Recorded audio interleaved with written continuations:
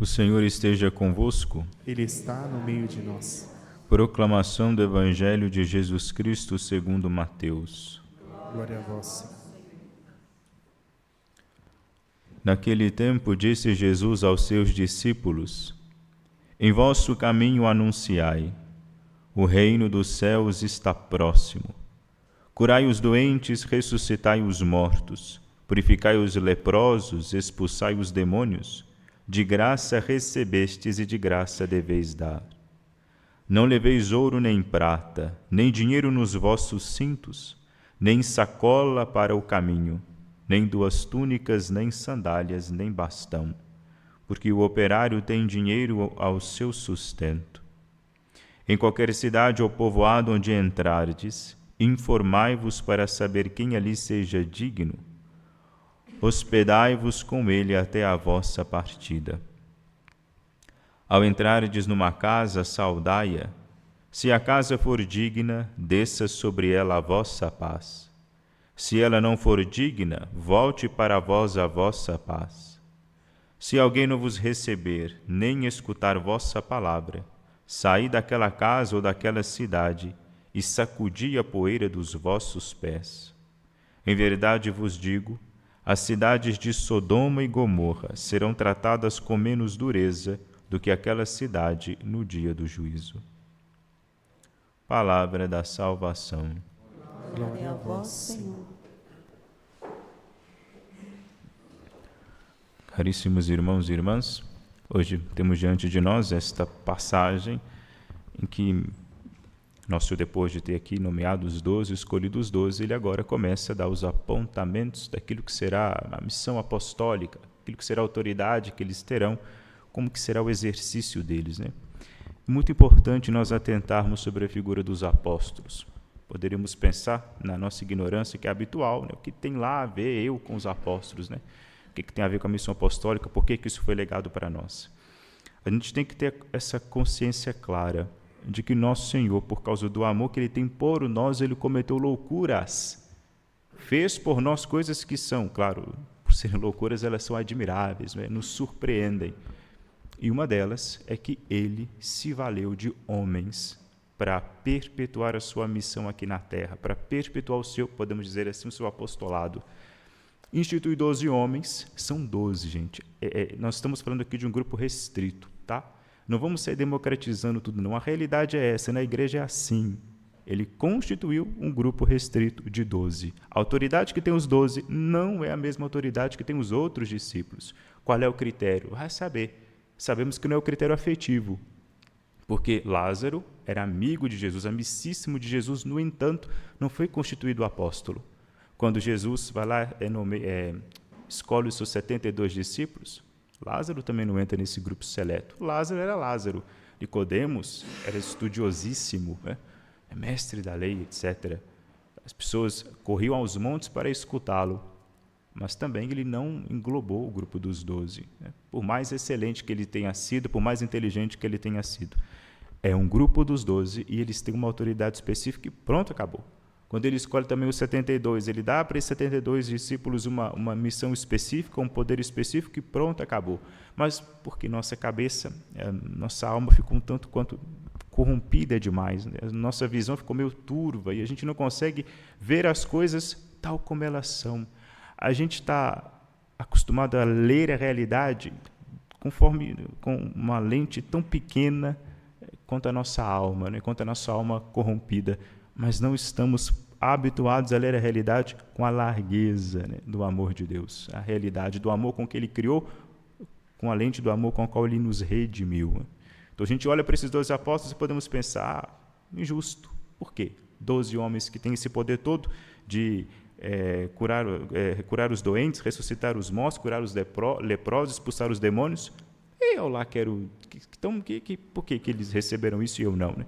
Simão, o mago, quando ele vê os prodígios que os apóstolos realizavam, ele vai querer comprar o batismo, porque ele tinha lá os seus feitiços, lá as suas magias que ele realizava por lá, mas ele queria ter o poder que tinham os apóstolos. Olha, eles estão expulsando demônios, olha, eles estão ressuscitando os mortos. Eu também quero fazer isso. Não é assim que a coisa funciona, não é? claro, tomado ali por um acesso de raiva, de ira, de inveja, vai dizer a tradição, inclusive, que ele foi lá tramar para que os apóstolos fossem pegos, ele foi morto pelo próprio São Pedro. Daí que vem simonia, querer comprar coisa sagrada, coisa sacra, coisa benta, é simonia, porque vem de Simão. Simão Mago quis comprar o batismo, pensando ele que ele poderia receber, fazer, né, receber o mesmo dom que recebeu os apóstolos. Não é assim. Né? Então, entendamos uma coisa. Não há, dentre nós, seres humanos, não há uma hierarquia naturalmente estabelecida. Isso não existe, tá? Não existe um homem que seja melhor do que outro. Isso não existe. Todos nós padecemos as mesmas condições, os mesmos males, todos nós nascemos, todos nós morremos, todos nós envelhecemos. Seja rei, príncipe, bispo, papa, padre, seja o padeiro, o ferreiro, seja lá quem que for. Todos nós padecemos dos mesmos males. No entanto, no projeto de Deus de remir a humanidade, ele vai despender graças específicas para cada um. Ele não vai dar a mesma graça, ele não vai dar a mesma vocação para as mesmas pessoas. Isso quer dizer que elas nasceram melhores ou piores? Não, não quer dizer isso. Na providência divina, na sabedoria infinita de Deus, insondável, né? Que não pode ser alcançada por nós, nessa sabedoria divina, ele vai chamar alguns para alguma tarefa, outros para outra tarefa, outros para mais outra tarefa, e etc. Para que todo mundo seja beneficiado pela essa sua obra. Mas por que isso? Não interessa por que é isso. Não temos como adentrar no coração de Deus e ter acesso aos seus desejos, aos seus desígnios. Nós não temos. Pela sua infinitude, pela sua grandeza, não temos como. Todo este preâmbulo para nos ensinar, para nos fazer nos alegrar com a missão apostólica, nos alegrar com este fato de que Cristo elegeu 12 homens com autoridade, poder e sabedoria, coisas que são sobrenaturais para nos beneficiar, para nos salvar. Esses homens aqui estão aqui dizendo, são enviados, né, e vai dizer Jesus, em vosso caminho anunciai, o reino dos céus está próximo. Vão pregar, assim como Cristo fez. Assim como Cristo curou e fez exorcismos, eles também vão fazer.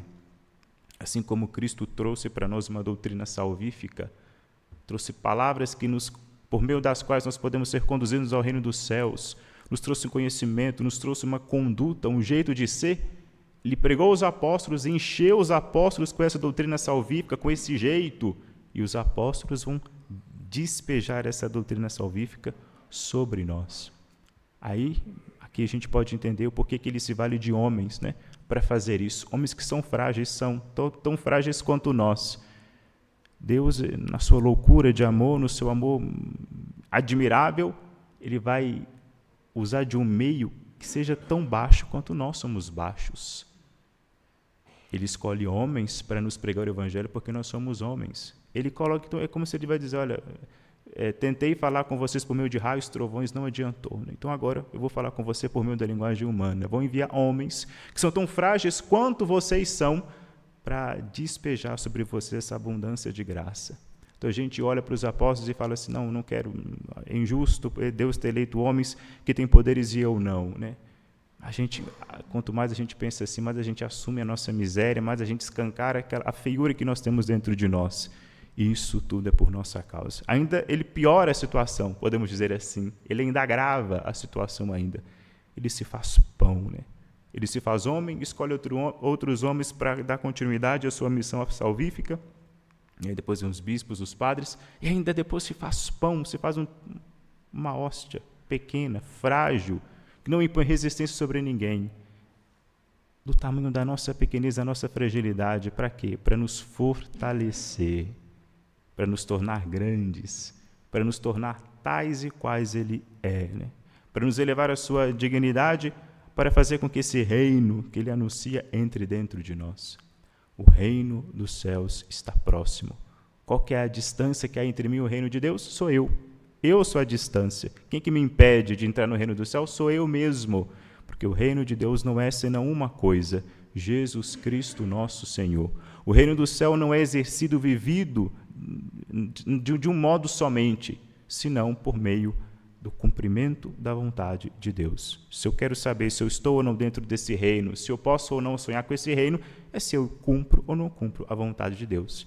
À medida que a doutrina salvífica de Cristo trazida por ele, pregada pelos apóstolos, se essa doutrina salvífica, ela entra, ela encontra abrigo nos meus ouvidos, no meu coração, se eu tenho desejo, se eu sou impulsionado, se eu me sinto admiração por essa doutrina salvífica, se eu cumpro essa doutrina salvífica, eu posso saber que eu estou sim nesse reino dos céus, né? Então, como é que eu faço para que esse reino não só esteja próximo, mas eu esteja dentro desse reino, né? E esse reino esteja em mim? Para saber como eu estou em Cristo e Cristo esteja em mim, à medida que eu me humilho, ou seja, eu reconheço a autoridade deste que me manda e me submeto a ela. Isso que é um reino. Por que um rei é reino de um determinado território? Porque ali existem cidadãos que se humilham diante desse rei. E humilhação não é um sentido negativo, é a questão mais lógica possível. Se eu sou um simples fazendeiro, tenho ali uma esposa, 3 filhos e acabou, e alguns bois, alguma plantação, eu tenho que me humilhar diante do rei no seguinte sentido: eu tenho que reconhecer aquilo que eu sou. Quais são as minhas capacidades? O que eu tenho a meu dispor? Se algum ladrão entrar no meu terreno, eu tenho como me defender? Depende. Se for pequeno, talvez eu até possa, mas se for várias pessoas, uma quantidade enorme, e foge a minha capacidade de defesa, eu tenho que apelar àquele que é maior do que eu. Então eu vou no rei. Olha, estão fazendo injustiça contra mim, para que o rei faça justiça. Porque eu tenho que reconhecer que o rei tem capacidade de diplomacia, o rei tem soldado, o rei tem uma guarda, o rei tem polícia, o chefe de Estado tem polícia, enfim. É me humilhar, saber que eu sou fraco e frágil diante dessa realidade que me oprime, e recorrer àquele que pode. Então, se eu quero me submeter a este reino de Deus e desfrutar de todas aquelas maravilhas que Ele nos oferece, precisamos nos humilhar, nos rebaixar a autoridade divina, nos rebaixar a sua santa vontade como um sinal de generosidade, né? Isso nada mais é do que um agradecimento que nós podemos dar. É pouco, é miserável sim, mas é um agradecimento que nós podemos dar a esse mesmo amor de Deus, né? Qual que deve ser minha postura, né, diante de um Deus todo-poderoso, que sai de seu santuário e vem a este mundo padecer aquilo que nós padecemos, morrer numa cruz, né? O que eu posso dizer a um Deus? O que eu posso fazer para um Deus desse, né? Se Ele me pede que eu cumpra a sua vontade, que eu escute a sua palavra e aguarde, nada mais justo, né? É a vida de um Deus em troca de uma humilhação minha. A gente não vai querer colocar isso na balança, né? A gente colocar na balança, qual é que vai pesar mais, né? É a vida de um Deus que foi gasta, que foi derramada em nosso favor. Então sejamos gratos, minimamente gratos.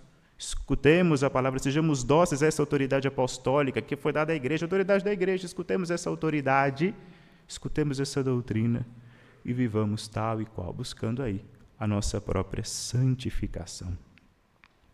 Glória ao Pai, ao Filho e ao Espírito Santo.